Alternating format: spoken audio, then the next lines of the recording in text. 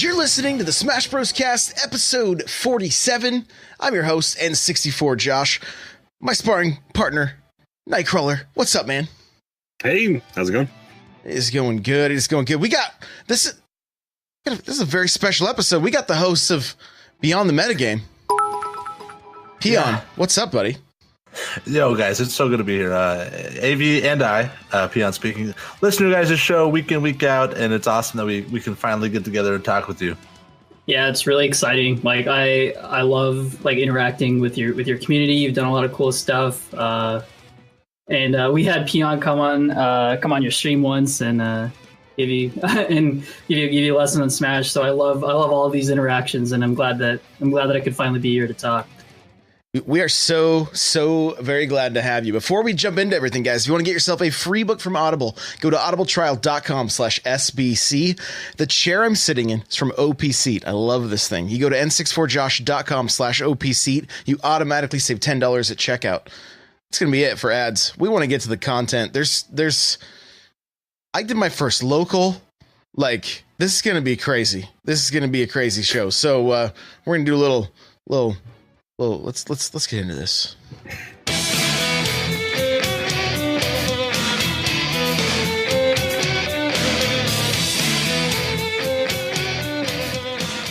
All right, so this is going to be kind of different than our normal show. Normally, we're going to go through our news and all that kind of stuff. We're just going to kind of talk. This is going to kind of just be like conversation time. Two Smash Bros. Podcasts coming together to just, we're going to take some questions from the chat. We'll talk about, just how we're doing with the game, that kind of stuff. I'm going to kick it off with just like asking you guys, Peon, give us just a quick lowdown of your show. Like, we've mentioned you guys on here before, but like kind of break it down for us. Sure thing. So when me and AV set off, we wanted to, because who's AV and Peon in the Smash community? It's kind of a meritocracy where the most popular content creators are the best players, right? Zero, Leffen, the big guys in the content creation space are also the biggest guys who compete. And so AV and I thought, okay, we can't just talk about Smash. We don't have the personalities for it. We're not smart enough. We're not funny enough. So it has to have some sort of utility. So what we do is we try to equip them with the tools to both be better at the game and to have more fun with it. So that's kind of our mission statement. And that's what each week we try to do that. And we also bring on experts to contribute their insight and help us with our cause. I love it. AV, you got anything to add to that? Yeah, I mean, Peon summed it up really well, but in general, like, our whole shtick is that we're looking at beyond the metagame. We're looking at what can people do without touching a controller, which is kind of a really cool concept. It's because when you think about improving at a video game, you don't think about meditation or sleep habits or learning how to learn a new technique or improving things that appear tangential to like progressing as a gamer. But there's so many things that we've experienced as competitors and so many like situations that we've been in that we thought that we would have really valuable insight. So that's kind of where we're coming from and why I think we have received some traction, even though we weren't really known before it, as Peon said. Yeah, I love the content. Right. I love listening to you guys. And like, I do find myself like thinking about just the mind game. Like, one thing I've wanted to talk about on this show that I just forget to bring it up. I used to play golf. Did any of you guys golf at all? I golf. I'm a bit of a golfer. Okay. So when I first got into golfing, which was a long time ago at this point, I had some old school books that I picked up, like really like from the 50s, I think. Like, so the lessons from so I remember one of the things they said is there's 110 things you need to remember for your golf swing, and you're going to remember about 3 of those every time you step up to the ball. And I'm telling you, like, I feel that with Smash. I feel like there's about 110 different things I could do every time I start a new match, and I remember about 3 of them. Well, that's the beautiful thing about. I do see the analogy between golf and Smash, because golf, it's one of those things where there's 100 different ways to get better, and it's almost like you're walking down a path and it forks, and every single option you pick, there's another fork, and so on. And it's exponential, and there's so many things to think about, and that's the beauty of Smash. That's the complexity of it. That's what we love about it. But if you just tell someone, the most common question that AB and I get is, okay, how do I get better? I just want to get better. And the reason that there isn't an answer to that is because there's so many aspects of the game itself which you can improve on. Neutral, option mix-ups, edge guarding, recovering, and then of course out of game. Being confident in front of a stream of people. Playing a matchup you've never played before. There's all these different little things that you have to learn in your quest to become a good Smash player. And I do see that in golf as well. I think it's an appropriate analogy. Yeah, I think it's really cool to think about like all of these concepts that you theoretically have to lock down, like 100 different things when you're playing Smash. You have to think about the neutral, the advantage, character matchups. There's 70x70 character matchups in this game. Like that alone is more when you add the Mii's in with all their crazy combinations. There you go. You have to know you have to know the costume matchups. You have to know like if a certain costume is going to throw you off. Like you don't like pirates, like you have to know playing against a Mii costume pirate. But the thing is that over time, people talk about this thing called autopilot. Autopilot has often been like a good thing and has been viewed in a good light and a bad light. And in my opinion, the things that you do automatically are kind of get wrapped up in this. Like you have 100 things, but most of them, once you start training them, you lock them away. They become standard. So you don't really have to think about them actively. There's a few set things that you think about actively that I think are really crazy, like mind games and like stuff that's interacting with the other player. Yeah, I really like the way you said that, because that's exactly it. It's right now for me, it's a bad thing, because when I go into autopilot, it's full hops at kind of jumping away from my opponent and then trying to throw a back air. That is my autopilot to a T. My first match in my local yesterday, that was I really wasn't all that nervous, but I really felt like as soon as I started playing, I forgot everything. That's kind of what it felt like. And so, I totally get it. But as you practice, the longer you play, the more you start kind of, just building that arsenal, those things you will be doing autopilot like that. And for me, I was really hoping I would be further along, especially for streaming and that kind of stuff, because when it's in autopilot mode and it's good, you're able to interact a little better. You're not you're not leaning as far forward. You know what I'm saying? You're not having to concentrate so hard. So Josh, I'm curious, when you did your tournament yesterday, do you feel like, first of all, I want to hear all about it. Please walk us through that. But before you do, do you feel like you played differently? Were you the same Josh, or did you play a little bit more conservative than you normally would? Like how did Stream Josh, or how does Stream Josh compare to in tournament Josh? I would say this. I think we, it was a little, there was 200 over 200 people. Right. So it was big. I was like, am I even in the right place? Because they had different areas set up for the pools. Right. And so, but what was kind of confusing is it said, station 1, 2, 3, and 4 are here. And then they had station 3 is right there and station 4 is right there, and then nothing for 1 or 2. So I was like, I don't even know if I'm in this room or if I'm supposed to be way over. There was this room all the way across GameWorks. And so that was just a little bit confusing at first. But when I finally sat down, I had talked with a few people, kind of, just some small talk, things like that. That was pretty cool. When I finally sat down and my first opponent picked King K. Rool, I was like, oh, I got this. Right? That's how I felt. I felt like I got this. And I think I almost went into it with a little, maybe overconfident, And then I ended up just doing stupid things and I know that my matchup with Rule, I have to punish his mistakes, because although he's got great recovery and all that other stuff, you get him to whiff something and he's easily punishable.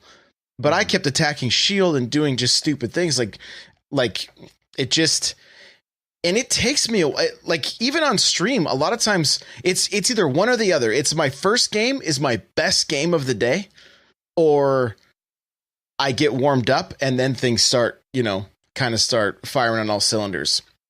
And so, the first, I landed a killer spike against Rule, and then I couldn't turn around and get my up B, and I SD'd, like I up B'd the wrong direction. And the guy bro stopped me. He was in our tournament today. He's a super cool guy. Sith, I believe is his name, or Scythe or something like that. So, so it was good chatting with him. It was his first term. Like everybody I talked to, they're like, "Oh, this is my first time." Or a lot of people, this is my first one. All three people I played, the last guy I played for my third round, he had played at Don't Park on the Grass.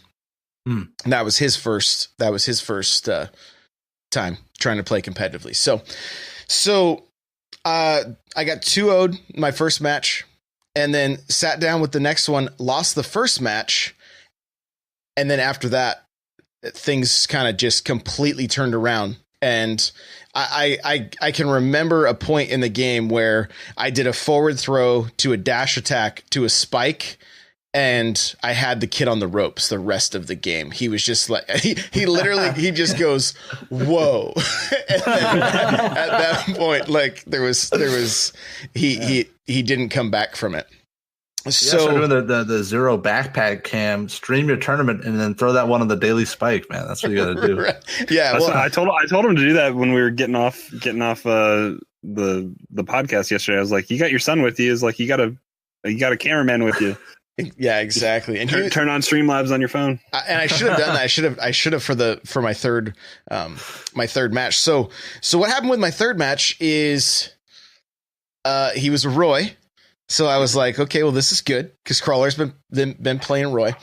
Wait, Josh, to clarify, this is your so you won another match in losers. So I get to your my second match I won. It was pools. In pools.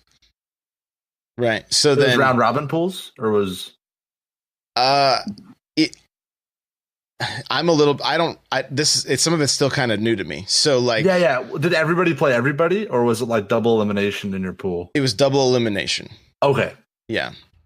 So I lost my first and then won my second one, and then going into the third one, I barely lost the first match. Okay, just barely lost the first match. By the second match, again, things started popping, and I was like, okay, I'm gonna be able to beat this guy. And I was losing percentage wise, but I had him at about 40, and we were on. I believe we were on Town and City, and I hit the spike. I got the lightning. I was like, and he hit the ledge. Oh. And it completely, it just messed with my head. And so like, I was ready to fist bump him. And then, because we both kind of thought it was over. Yeah. And then I ended up, I don't even really remember what happened, except for I ended up SDing, like, and that's how the match ended. So like, we both were like, no way. Like, the thing is the momentum had changed and everything, like, cause I had already spiked him through the platform once, and then almost immediately came back and did it again. So I was like, okay, I'm going into the third game confident. And then it just came to a screeching halt. That's the thing. That's one thing that I think I love Ultimate. It might be my favorite game of all time. I don't want to say that yet. You know what I mean? It's still early. Like they could add like Joker could come in the game and just have like a one-shot button. You know what I mean? Like the game, you know what I mean? Right. Piranha Plant could just have a move where he eats you at 0%. Piranha Plant gets you from across the stage, so you never know. Dude, you're right. But one thing that has broken my heart, similar to how it broke yours, is that situation where there's the slow-mo lightning and you think you've won the set, and you're like, whew, I won, and you have that little dopamine release, and you exhale. Yes. And you're just like, oh, that's exactly what happened. Josh had one hand off his controller too. Yeah, I've you're seen people stretching. drop their controllers. You're looking at your son, he's cheering you on. It's all great. You look back at the screen and the game's still going on. And that little heartbreaker moment, I think, is one that we'll all start to understand. Like the whole, like, it's not over till the fat lady sings thing, I think is something really important. But that's the fat lady coming out. Like, that's the problem. Like, I hope this can, like, get addressed. I think we've talked about this a little bit on our podcast. I don't know if you guys have yet or not. But, like, I hope it's something that could be patched eventually. Because you would think the zeros and ones inside the game could know. And if it's possible to DI out of something, or it's you're going to hit the stage like it happened with Josh, like, don't do, if there's any small chance that it won't kill, don't do it. Yeah, like, so that's a really weird thing, because like sometimes like bad DI can cause these kills, or like no DI causes the kills, or like what if you get it on a DI mix up? So like I think the way that they've programmed it is that there's like this sweet spot where they theoretically can get like 80%. Because otherwise, like, it's because you can never guarantee it, right? If it's guaranteed, then it won't show up. It'll only show up when it's like really obvious that things will kill. I actually had a situation like this. So you know how like DK does his like little cargo down throw off stage thing to kill people. So I was in tournament. I was playing as this Pokemon trainer, and I jumped off stage. Like she thought she was dead, and I cargo down throwed her into the blast zone. And it did the huge zoom in, the red lightning, and the thing is, I knew that wouldn't kill because I knew that it with DI and the position that I was at, there was actually a decent chance that it wouldn't kill, and she actually like just said, okay, good game after that, and like started to unplug her controller, and I said no. I was like actually telling her, I was like, oh, it's like, yeah, it was in my interest to not tell her to do that, but I was like, don't put your controller down. Abby, that's a new move. That's when you run out and just there, drop the hammer. Yeah, I mean, no mercy. And she quickly like picked up her controller again, and she recovered back to stage. But I mean, I did end up winning, but it was like, but yeah, this is like actually non-trivial. Like there are situations where people are like legitimately like putting down their controllers. As I say, I've only been to my local twice here in the last month since I've started going, but I've heard so many stories of people talking about the lightning hitting and them either putting down a controller or walking away. Like, yeah, and it's all recoverable for a lot of times.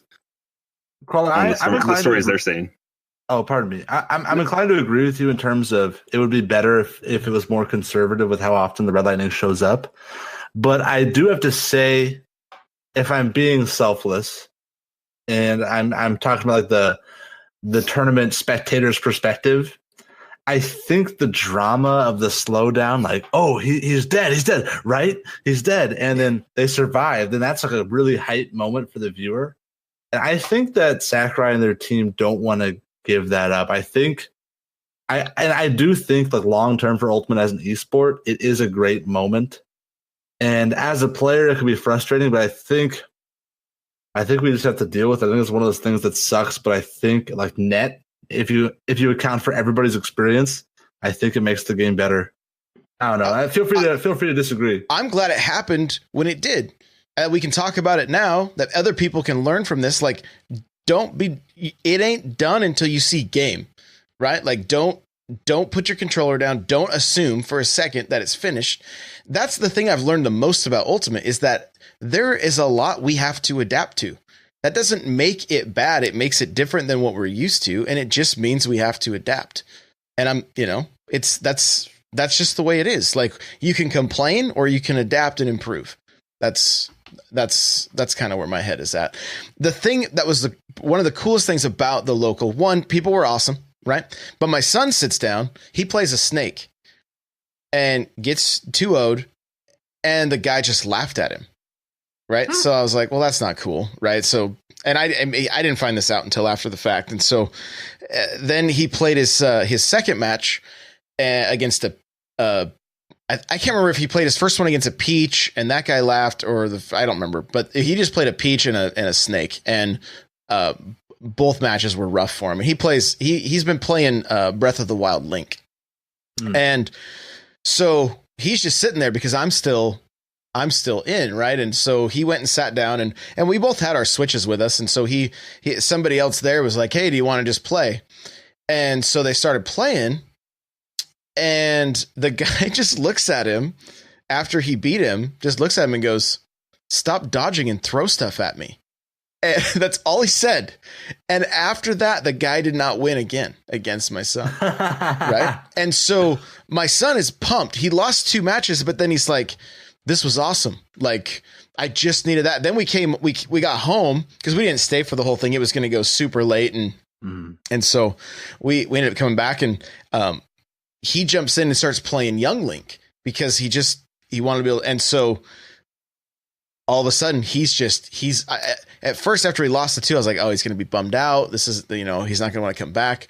No, as soon as he talked to that one person that gave him that advice and he was able to immediately see improvement, he's like, no, this was the best thing for me, so overall. How old's your son, Josh? He's 15. My younger one's 15.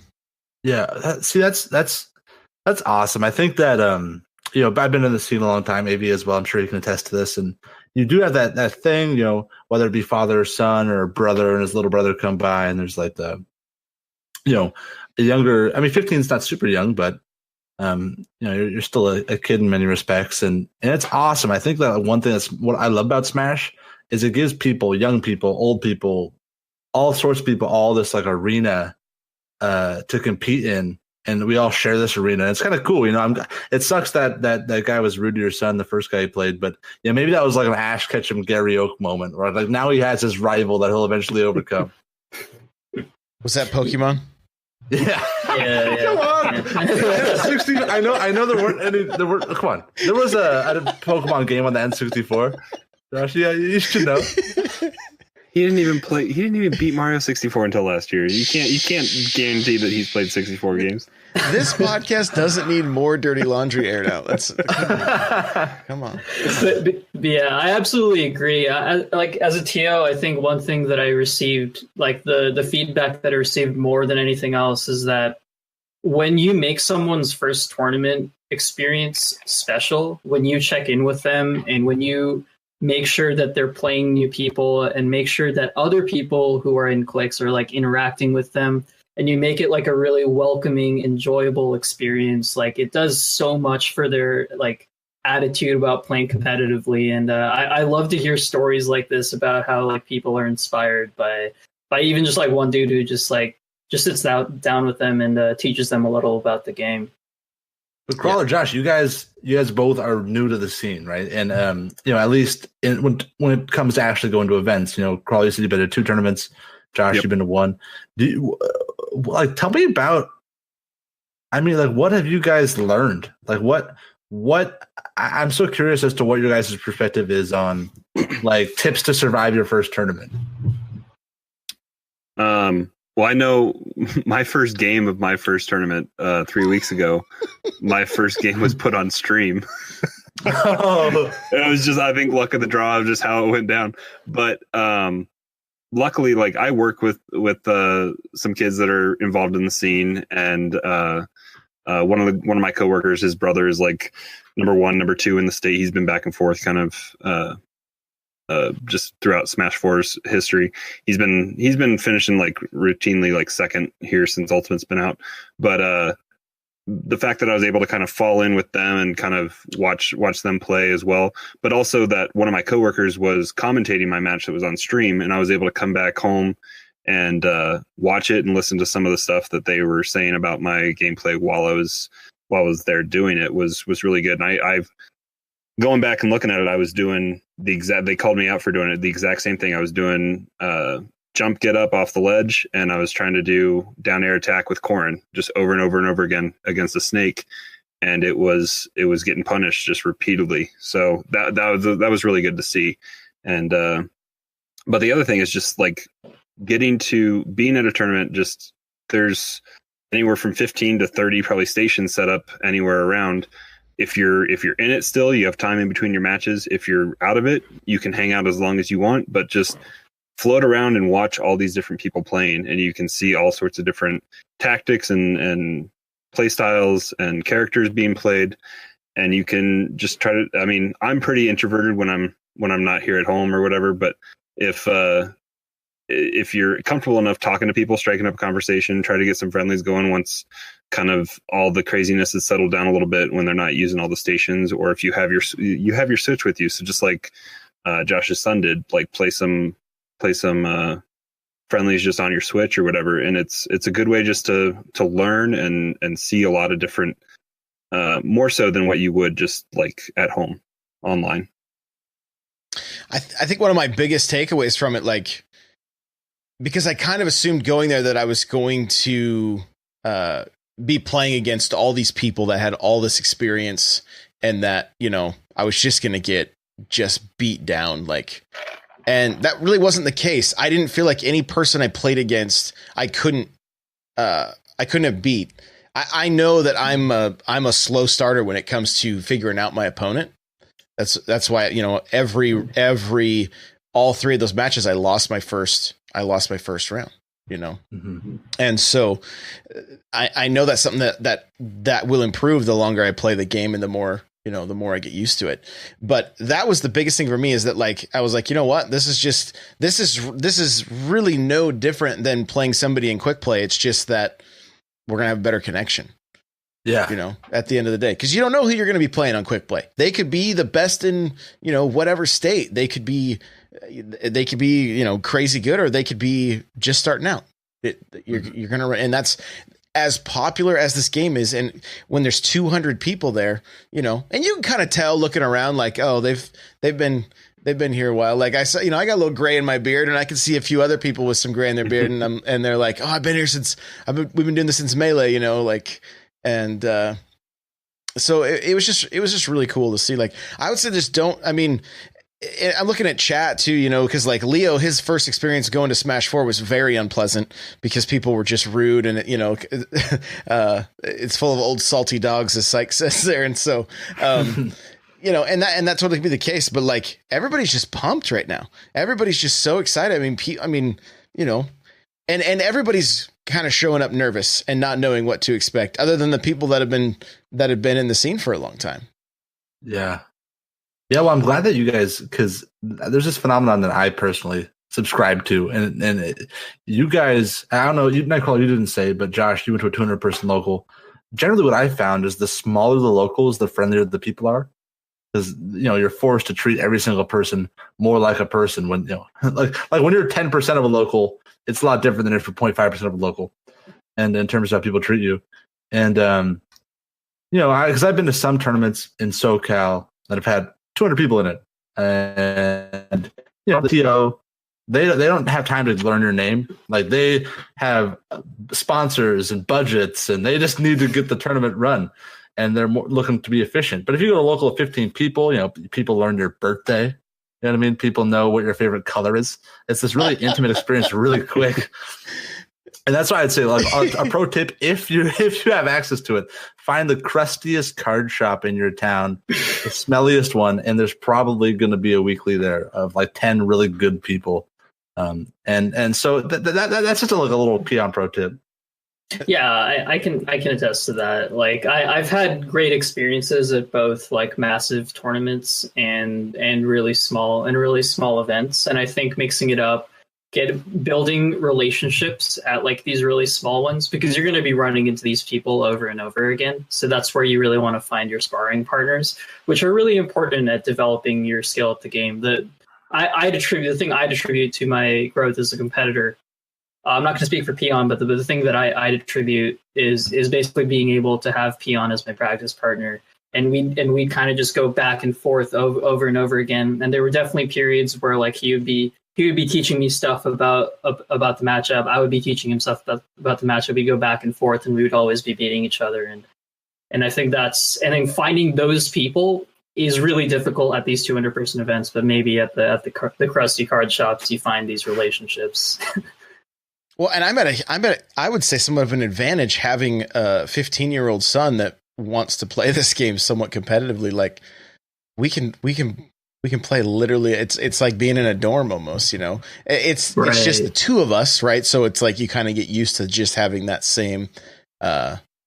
You pick up on each other's patterns and everything pretty quick, but like, I don't know, just even as a dad, it's pretty awesome being able to do something like that with him that he enjoys. So, it's cool. Avi and I profess this idea that Smash is this very intimate experience. You know, the way that you change your habits in game often is a reflection or is like a projection of the way that you adapt to any situation in life. And I feel like it's a cool thing to be able to like play Smash with somebody you're close with, whether it be your son or family member or good friend. I feel like you know and love somebody, and then you play Smash with them, and then you know, love them, and understand them. Like this third eye opens up. So that's really cool that you guys have that to share with. Yeah, well, and we've talked about it on here before, but I mean, when they were little, we went through Subspace Emissary, both my boys, you know, and it was such an exciting thing every time a new character showed up, like, because they were really little, you know, so it was, you know. It was super exciting too. I love Subspace. Yeah. It was so fun. Yeah. So, guys, we want to take some questions from the chat, and we're just gonna kind of talk some fundamentals, and you know, Crawler, maybe you've got, we maybe can ask these guys. I mean, these guys are veterans, you know, if we got any questions or whatever. I mean, you know, we get the same question regularly. How do I get better? How do I get better? Right. And it's like, I'm not better. How am I supposed to answer this? You know, but I mean, even today, like I had to take a break from what I was doing and played a couple matches with Crawler, and we had our buddy Get Wreck Becker was in there, and I have struggled against his Little Mac. It has been like just like I just do the dumbest things, and Mac will punish you like no other. And so It wasn't until today that it was like I jumped in with those two guys, lost my first match to Crawler, just barely, but lost it, and then lost my first match to Super Nintendo, and then came back and then won both the matches against him. And I haven't beat his Little Mac. I mean, I may have, like, when the game first came out, but it's been a while. Usually it's not pretty. And what kind of clicked in my head was just that, like, what I want to do in every match, where I just am patient, wait for the mistakes, know what approaches work, and do that instead of just continually jumping in front of his fist, because it seems like that was like my MO, you know. And so I mean, Crawler, what so, well, like, you take before you got in today, like I was practicing my Roy, and I think I got destroyed like 2 or 3 games in a row. And I told him, I was like, all right, no more Mr. Nice Guy. And I went and got Corrin, and I beat him twice with Corrin. And I was like, all right, I've done my piece. I was like, I'll go back to Roy. But like, it was something that I had to fall back to something that I was comfortable with, that maybe is not the most competitive. And that's something I guess you guys talk about, is like, it doesn't have to be the meta that you enjoy this game. Like, I mean, that's part of the reason why I've wanted to pick up Roy, is that I want to have a more competitive character. But in all fairness, like, I enjoy Corrin's toolkit that I have and what I've grown comfortable with since Smash 4. But yeah, I mean, moving forward, I definitely want to try to expand. Like, there's some guys in our Discord that are just able to put the button on random and still do really well. So I mean, that's something I eventually want to strive for as well, is just getting comfortable with those move sets, and I guess that probably comes with just a really strong neutral game that you can adapt throughout, like, the roster. Yeah, absolutely. I think that the question, like, how do you get better? Like in comedy, there's this thing where if you ask a comedian, you know, where do you get your ideas? That's like the worst question apparently you can ask, because they're like, I don't know, dude. I'm funny. Just get over it. And I feel like how do you improve is kind of the Smash equivalent to that. Like, if you ask Mewtwo King, hey, Mewtwo King, how do I get better? I'll be like, dude, leave me alone. I'm trying to eat McDonald's. So, but I have thought about this for a long time. I mean, we've made 20 podcast episodes on the subject, and I've been trying to theorize, okay, like, what is a What can I just tell somebody? And I think it's just a multi-tiered approach. You have to find out first, what am I bad at? Am I bad at combos? Okay, go to your character's Discord. I guarantee they will either have a spreadsheet or there will be a dude who's in there who will be more than happy to tell you every combo that your character has. Are you struggling against a certain character? Go to their character's Discord. Same exact situation. Are you just kind of getting edge guarded a lot? Work on your recovery. I think it's all about identifying the weak part of your games, and kind of like how Michael Jordan said it. Make your weaknesses your strengths. I think you have to just identify all of the different aspects of your play and take them piecemeal, one by one. I think that's the best place to start, anyway. Yeah. I love that, because there are like pretty simple answers to a lot of these questions, and like Peon said, like learning tech is basically mostly about going to that My Smash Corner, that BB Smash Dudes video, and saying, okay, that's what it is. They've told me exactly how to do it. Now I just got to do it in training mode a few times. Playing against a character, same what Peon said, going into their Discord, getting information. But the thing is that, like Peon was talking about, but this multi-tiered thing, there's another tier to that. And that tier is like the motivation behind doing it. Like, why would I set out to go to that Discord? What is motivating me to go into that training mode and spend 2 to 3 hours there? What enjoyment do I get out of it? And at the end of the day, is this investment going to pay off in a meaningful way in my life? And the thing is, like we talk about a lot, and like Peon said about learning your weaknesses, introspection and understanding why you play the game and for what you want to get out of it solves half of these things, because it tells you why are you not doing the things that people are like pretty obviously telling you to do. Are you playing to get better? Are you playing to beat your friends? Like, do you want to get Elite Smash with Palutena? Like, there's like so many different reasons that people could do these things. And understanding truly what you want out of the game is honestly half the battle, because sometimes you're just being held back by a mentality that is preventing you from being motivated to do these things that seem pretty obvious. AV, if I could piggyback off that, a real life example of this is AV in college. When we went to college together, he was the dude. He had a bunch of different things. He was in a jazz band. He had a social life. He had a girlfriend. He had, I'm sure he had a friend. He, in his play, decided, look, man, I'm a mid-level player. I want to be a mid-level player. I don't really care. I don't need to be a pro. I just want to figure out what I can do to beat the people that go to my local. So he employed this strategy where he played as Donkey Kong, and all he would do was ding dong people. Donkey Kong had this thing where he could do a cargo up throw into an up air. It was a crazy kill confirm. And he simplified his gameplay in the most basic fashion, almost like he was playing a one-player game, and reduced his gameplay to the most simple strategy. And he based his entire playstyle around that to match his circumstances in life. And it really worked out for him. He ended up just dominating the region for a long time until people figured out how, he'd probably won 10 tournaments in a row or something with that strategy. And I do think that's why we give that advice. It's so funny that you say the ding dong. Last night I watched Congo play against one of the TOs, at least somebody that was helping out, right? And a couple funny things happened. First, the guy was screaming as Congo grabbed him and walked him to the edge to then throw him off stage. And I mean, he's screaming, yet I could hear him mashing his controller louder than he was screaming. It was that intense, right? And then right after Congo threw him off the stage, Congo's mom turns and looks at me and goes, "That's the new ding dong." Dude, I love Congo's mom so much. She is so great. I love that she goes to all those tournaments. One time I bumped into her physically. We were in a tightly like sardines packed in this corner. Mm-hmm. And I was watching Congo play my buddy J-Tails. And I'm talking to Congo's mom, and she didn't really know who JTails was. So she's like, hey, I'm Congo's mom. I'm like, hey, I'm Peon. Nice to meet you.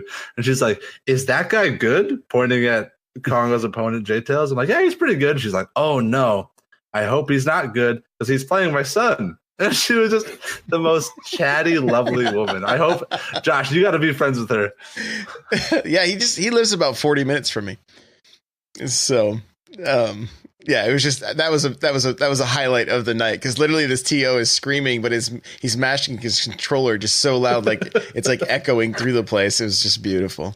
It was beautiful. So that's a new definition of the Echo Fighter. Yeah, right. So we got a couple of questions from chat. This is from Leo, and it says, "What's a good way to get back into Pilot and out of autopilot?"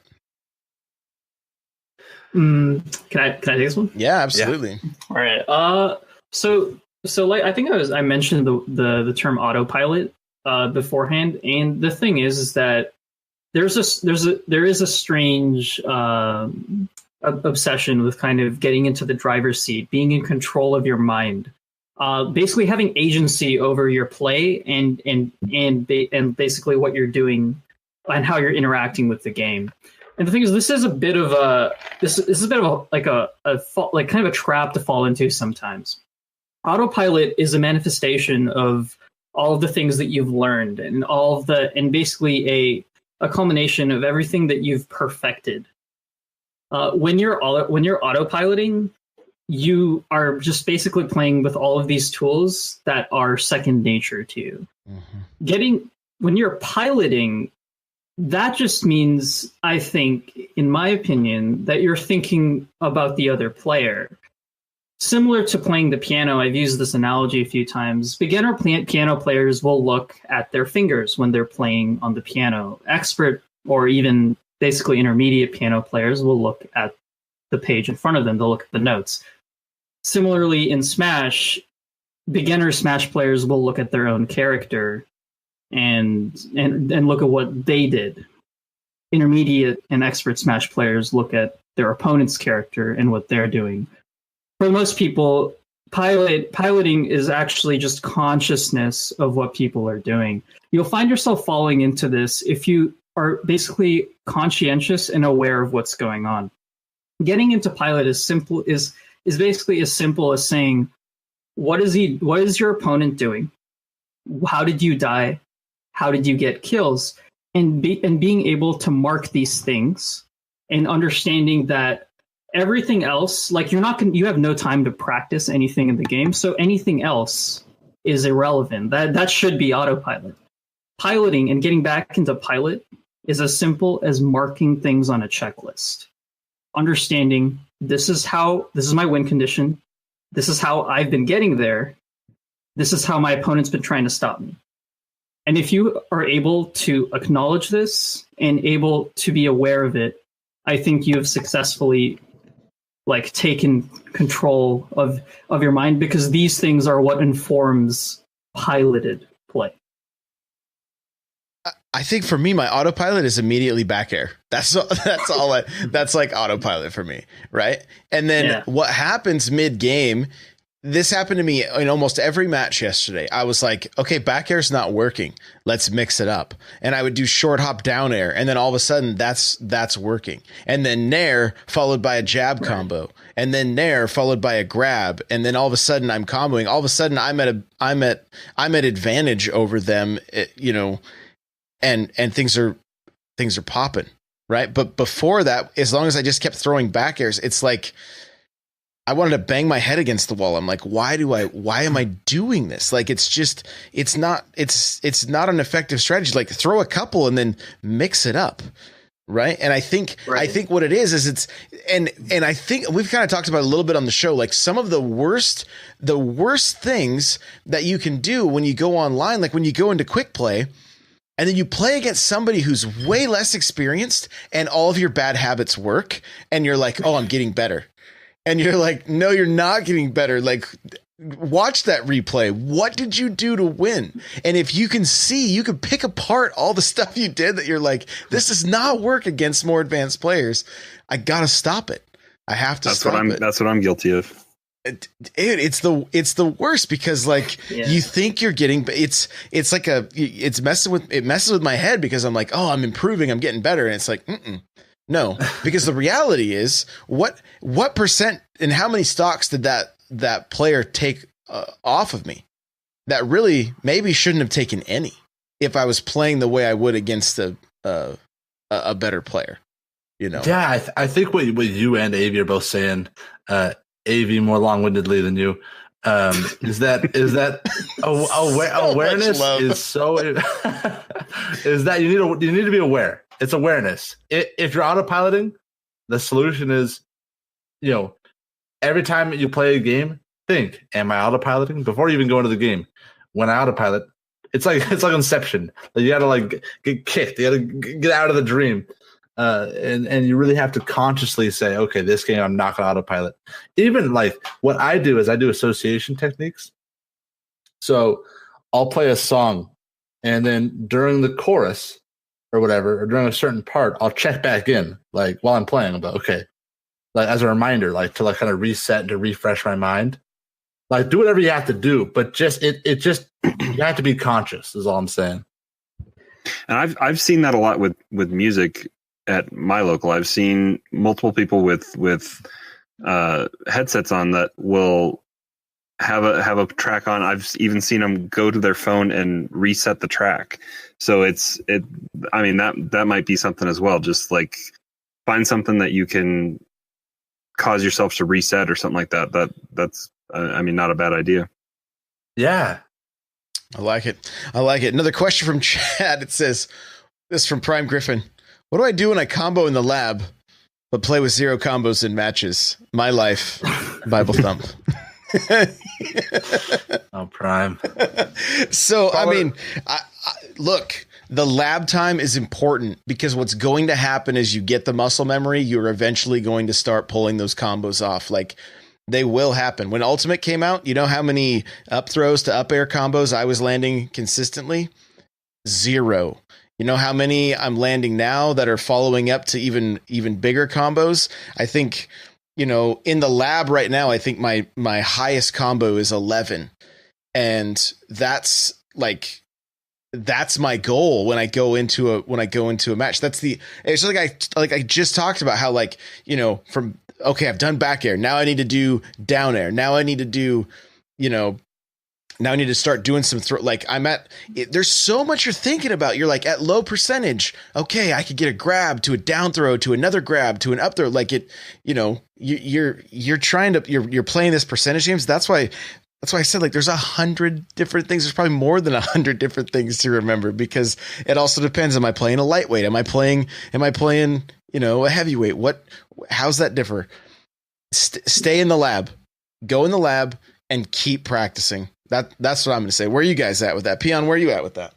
Yeah, the important thing is, Prime, are you talking about, like, are you doing combos in the lab and then playing online matches? Because if that's the case, you know, your timing might be a little bit different. There's an input buffer online. So before you cry, you know, about your life, before you do the Bible thumps, make sure that you're still landing combos in person, because that it could be as simple as that. Also, what could happen is maybe you're playing a little bit more nervous. You know, it's a real opponent. Pressure's on. And I think it's unfortunately, I have nothing more than what Josh added. Just keep playing, keep going for it. No stress. You know, just go hit the guys. Eventually, you'll be a combo expert. It's just a time thing, I think. Yeah, I think for me, the best advice that I think of is something that Peon has told me a lot. And that's make sure to be going for everything in friendlies. Like, it's like, yeah, you'll be doing it in the lab, but just make sure, like, those crazy stuff, like those attack cancels and those really cool combos that you are only getting against the training dummies. Make sure you're going for it in friendlies. Sometimes, you know, like, you want to win friendlies because it's like pride against your friends. Like, you want to, like, yeah. you want to. And you do want to be that guy that's like generally winning, but trust me, it's a long-term investment. Do what Peon said. Just go for the cool. Just go for everything in friendlies so that it transitions onto the matches that really count. And one step further, I want you to lose all your friendlies. Next time you play online or offline, I want you to lose all day long.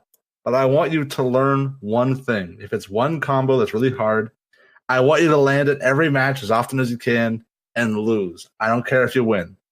Yeah, I mean, Peon's been landing like the attack canceled dares like all the time now, and he like the moment that video came out, like Peon was like, "I'm on this," like, and he went in the lab, and not only that, he was doing it in pretty much every friendly after that, and now it's like pretty much second nature for him. I haven't won a game since.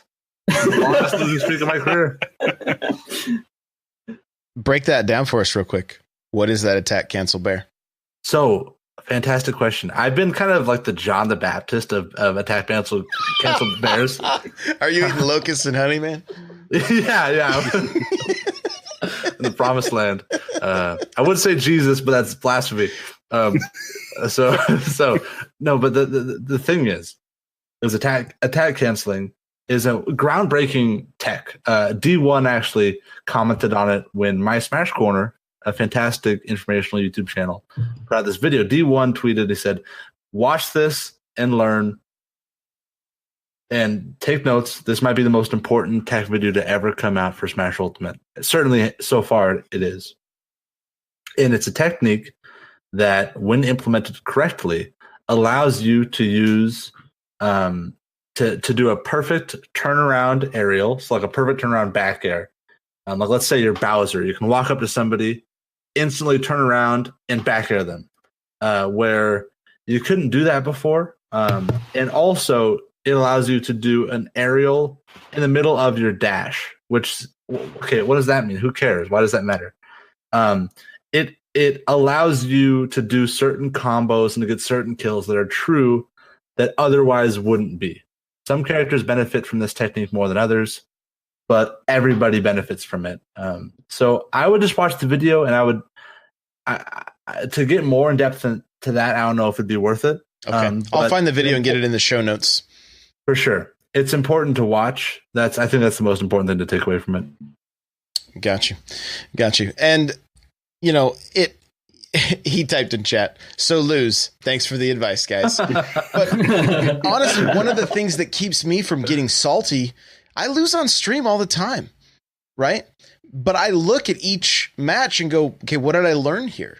Right? Or what did I, like, if I pull off like a sick spike, that's not just your typical, I watched somebody double jump and, you know, they had no other option. But like, if I go deep for a spike and then make it back to stage, I'm like, no, that was a win for me because I needed it. And this actually happened yesterday against the kid I beat. It might have been the factor, you know, that changed the momentum. I went so deep for a spike, I couldn't make it back up. And he like turned and looked at me and was like, "Bro, you know, like, what are you doing down here?" You know? Josh, I'm impressed that you, in your first tournament, you're already going down there swinging. Like, I've seen a lot of people at their first tournament, and usually the characteristics of their play is very defensive, very scared that, okay, I can't lose. I don't want to lose. So they don't take any risks. But I'm happy to hear you going down there and swinging. My man. Oh, no. It should have been a final stock, you know, but I was like, we gotta. Because like I said, I think I got in his head at that point, like, this guy's crazy, you know, like this guy may be nuts. And so I'm like, let's go for it, you know? So, but no, I see Rustbelt talking like there's so much information, and there is. And that's why, I mean, look, I've been playing Smash now more serious since the announcement of Ultimate. When I started looking at this, I've said it on here a million times, it was so overwhelming. It was so overwhelming. There was just like, how am I going to learn all this? Yeah, it's good we played in private at late nights on Wednesday nights or whatever it was when we first started playing, because it was so bad. Ugly. We would laugh because we couldn't even touch each other. We would both roll past and then grab the wrong direction and then roll back again and grab and we're like, cool. And that's funny, like way down the road now, we're like, that's happening, but it's like, oh no, that's actually kind of intentional, right? Like we're trying to figure out the mind game, but before it was just complete lack of knowing what to do whatsoever. So that's actually one thing that really intrigues me about you guys. Like, AV and I, one thing I love about like our podcast's relationship is that we have completely different perspectives. AV and I are pretentious Smash veterans that have been in this game too long and just want to spread the good news. And you two are like eager beginners, but from a competitive perspective. And it's so awesome to hear like you guys go through that journey. For me, that's what keeps me listening, is like listening to your updates, watching you guys improve in game. Why Smash? Like, you guys, even before you got into it, kind of decided that you were going to get into it. You know, like, what got you hooked and what's kept you here? Like, why is it rewarding to you, I suppose, is my question. Well, I mean, I think I've had all the games. I mean, it's not like I'm new to Smash, in the sense of wanting to get to the point where I can go somewhere in a tournament setting and try to be somewhat competitive. I mean, eventually be competitive, but I mean, I've had some wins when I've been in the loser side bracket, but I mean, it's a love of just, I think I see this game as kind of a romantic kind of thing towards Nintendo. It's a love letter to all the franchises that have ever been involved. And even now it's branching out further. And so this just being like the staple game of last year, when Josh kind of presented the opportunity for me, I was all about it, just because it's been a game that I've loved, but I've never been like, it was the reason I got a Wii U. I mean, I have like 6 titles for Wii U, but it was a reason I got the Wii U because it was a Smash title coming out on it, and I wanted to have it and play it. But yeah, that's kind of the reason for me. It's like, I've been a fan of the series back going to, what was that, 99, I think, when 64 came out. But yeah, it's just been, it's history, and that's what I love about it. For me, like, I come from a shooter background, like all the way going back to GoldenEye, right? And I was the best at GoldenEye with all the people I played with. And then we would do Halo LAN parties, and most of the time I was the best at Halo. And you know, and then you start doing Halo 2 and you get online and you find people that are on a whole nother level. I remember the first time I played Halo 1 through like Xbox Connect, and like my gamer tag was Neo, and all these guys did was kill me and then type out Neo sucks with bullet holes in the walls. Right. Like, that's all, you know. And so that was like, you know, some humble pie, but I mean, yeah, but I loved the fact that I was above average player when it came to shooters. I mean, even now we throw in Doom on the Switch and I'll go in and do fairly well. With fighting games, other than like Killer Instinct and Street Fighter, and I was a one-trick pony with Street Fighter, you know, heavy kick to sweep, right? Like that was pretty much it. That would work against my friends, but it wouldn't work really well in the arcade, that kind of stuff. And since Nintendo is kind of lacking in the shooter department, and Fortnite for me isn't something that I really wanted to invest a ton of time in, it doesn't keep my interest. I was like, you know, it's time that I finally understand this game. I remember the first time I saw like a fox go under the stage in Melee and come back. There's a fairly, like, I'm sure it's a very well-known Melee video. If it's like 2 foxes, I think, and they just fight all the way around the stage. And I was like, that is amazing. Like, that is so cool to watch. And I think that might even been the first time that I was like, there's so much more to this game, you know? And so there were times that I would sit down like, okay, I'm going to really try to learn this. And then I just wouldn't. And with the popularity of the Switch and knowing that it would be probably Nintendo's most popular competitive title, I was like, let's just do this thing. You know, I was really into a game called Destiny, had a podcast about it and everything. And had some good friends that had another podcast called Crucible Radio. And the idea of their show was just getting better at Destiny, right? And just documenting the progress. And I'm like, I'm just going to do that with Smash. Right. We're just gonna document our progress. We're gonna bring in people that are much better and listen to what they have to say. And heck yeah. Shout outs to Swain, Birds and Bones. I love those guys. Like, dude, love those guys. I love Crystal Radio. Yeah. Josh, I feel like we'd be homies because I love Bungie games. Crucible Radio is amazing. Yeah. Those guys do great stuff. they're good friends of mine. Like, especially me and Swain and Bones. Like, we've hung out a handful of times. Like, they're really, really good dudes. And so it's a small world. I had no idea. Yeah, it's crazy. It's wild. It's crazy. So, so that's like seeing the success they had doing something like that. I'm like, I'm just going to do this. I want to go into this humbly and go into it like not like I'm an expert, because I'm not. Right. I just want to kind of be real. I don't want to fake anything. I just want to go, hey, I'm going to suck at this for quite a while, but I'm going to document my progress, and hopefully people are going to grow along with me. And it seems to be working, because we get messages all the time like, hey, I'm just starting and I'm getting better listening to your show. And I'm like, cool. I don't know that I totally understand it, but I'm super glad to hear it. Well, I think I do understand it, Josh. I think that you're great. One thing that's fun to listen to both you and Crawler is you guys foster this like wonderful excitement for the game. It's so genuine and it's so captivating. Like when I first started playing this game, I was just hungry for more content, even before in the pre-release cycle, news cycle.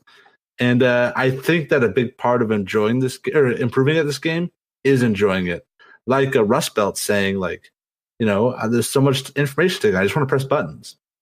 If you just press buttons and have fun with the game, eventually you're going to get better. I mean, me and AB say this, improving this game is like a mountain. And every time you play, you take a couple of steps up the mountain. Sure, there's faster ways up. You can take a gondola every now and then if you know the way around the mountain. But if you just play, you'll improve. And I think that's one thing I bet you do help with people, is that you help them enjoy the game more, and then that helps them improve. Man, I hope so. He worked a Celeste callback into that one there. Yes. You have to be Madeline. Yeah, I will say though, it's like not to be the bearer of bad news all the time, but sometimes when you play, you do take steps down the mountain, and that's okay. Like there's times where when you play, it's like you get really frustrated with the game. You feel disenfranchised with the game. You feel like you don't know why you're not improving. You hit a plateau. You feel like you're winning using the same things over and over again. Like you mentioned, it's awesome that you were really self-aware. It's like that when you're playing someone worse than you on quick play and you use the things that you can just always get away with. It's like there's these times where you know that you're either not making progress or you make regressive progress. But the thing is, those are just wonderful parts of the journey, and I agree. I love listening in and hearing where you guys are at, and you guys are just in this like loser win, which is the most wonderful thing for us to hear is that just the perseverance aspect of just playing the game for the love of the game. Yeah, dude, it's a blast. And we're always learning so very much. So, and I'm super pumped to try these attack cancelings into the attack cancel into bear. 'Cause like I have been throwing bears in the lab for the last close to a month now and still not happy with my progress. So, yeah, I'm pumped. Well, hey, we've hit an hour. Let's wrap this thing up. Peon, where can we find you? You can find me at peon_GCE, and of course at Beyond Metagame. Twitter left no room for the at Beyond Metagame. Also, guys, you can find me on Twitch at Peon Chop, and that's Peon with a chop, and that's all. Avi, how about you, bud? All right, you can find me on Twitter at A plus my long Indian last name. It's right there. A Vaidyanatha. You'll find it you'll also basically be linked to it if you go to @Beyond Metagame. Make sure to check out our website, beyondthemetagame.com. There was space for the on the website, so make sure to check it out. It's we have a lot of fun. Right on. Crawler, where can we find you, boss? You guys can find me hanging out in the Discord, n64josh.com/Discord. Do you guys have a Discord as well you guys want to promote real quick? Yes. Avi, what's our link to that? So you can find our link to our Discord at beyondthemetagame.com. If you go to the About page, it'll say, here's a link to our Discord. and if you click that, you'll be sent right to it. Sweet. And then also just hanging out on Twitter, NightCrawlr724, NightCrawlr's without the E, and then as well on Twitch. We'll get some streams up and going here soon. Right on, guys. You can follow me everywhere: Instagram, Snapchat, Facebook, all the places. It's at N64Josh. The show notes for this episode will be n64josh.com/SBC47. We'll have the link to that video with the attack canceling, that kind of stuff. So make sure to check that out. And guys, I just want to say thanks. Thanks. The tournament was awesome. Like, it was great gameplay, and like, you guys, you know, the chat and everything, you guys were amazing.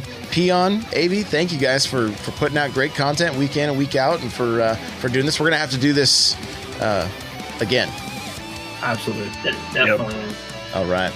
Well, all right. That's gonna do it for episode 47. If you guys have a chance, rate and review on iTunes. We'd appreciate it, and we'll see you in the next episode. Bye now.